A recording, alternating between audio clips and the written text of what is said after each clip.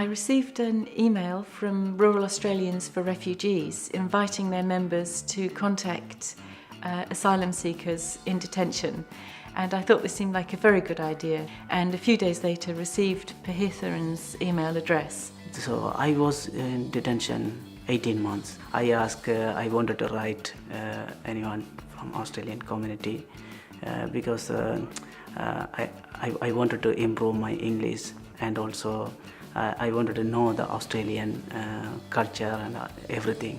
I didn't want to ask Paheer too much about his situation, and so what I tended to do was just write to him letters that just told him what we were up to, and just hopefully for a few minutes every day when he gets my email, it'll just take him out of what's going on around him in detention with despair and sadness and hope and unfulfilled dreams. Very bad time in detention.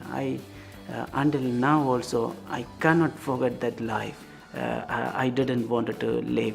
I could suicide or something. I went to check my email. Suddenly, Alison wrote me, and she write me, "Don't think like this.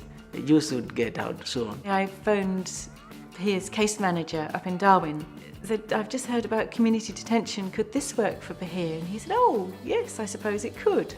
And he moved down and came and stayed with us, arriving on August the 1st. I pray every detainees wanted to get like this family. If anyone helped the detainees like the Alison, so that's a great help to the detainees. Paheer's the same age as my children, and I just imagine that if